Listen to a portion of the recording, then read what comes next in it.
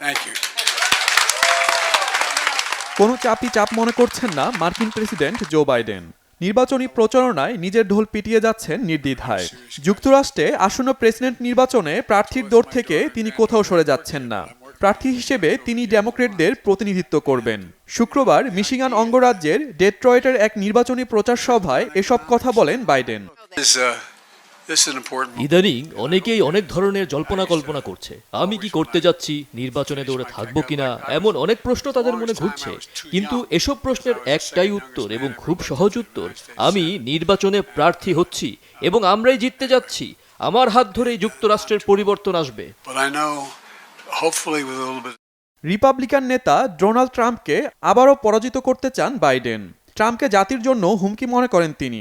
Biden দাবি করেন বিতর্ক থেকে সংবাদ সম্মেলন প্রতিটি জায়গায় তাকে বিভ্রান্তকর পরিস্থিতির দিকে ঠেলে দেওয়া হয়েছে। আমি ডেমোক্রেটিক পার্টির প্রার্থী। নির্বাচনে রিপাবলিকান প্রার্থী ডোনাল্ড ট্রাম্পকে আবারও পরাজিত করব। ট্রাম্প পরাজিত হবেই। সবচেয়ে গুরুত্বপূর্ণ, ট্রাম্প জাতির জন্য একটা হুমকি। আমি অভিযোগ করছি না, তবে আপনারা দেখবেন বিতর্ক থেকে সংবাদ সম্মেলন তারা আমাকে বিভ্রান্তিকর পরিস্থিতিতে ফেলেছে। I'm the nominee of the Democratic Party, the only Democrat.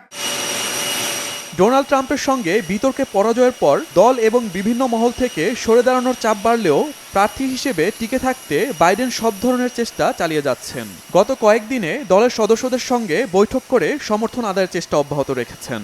সাধারণ মার্কিনিরাও বাইডেনকে সমর্থন দিচ্ছেন। এতে নির্বাচনে প্রার্থী হতে অনেকটাই আশাবাদী জো বাইডেন। শহীদ আরাফাত, বাংলাভিশন নিউজ ডেস্ক।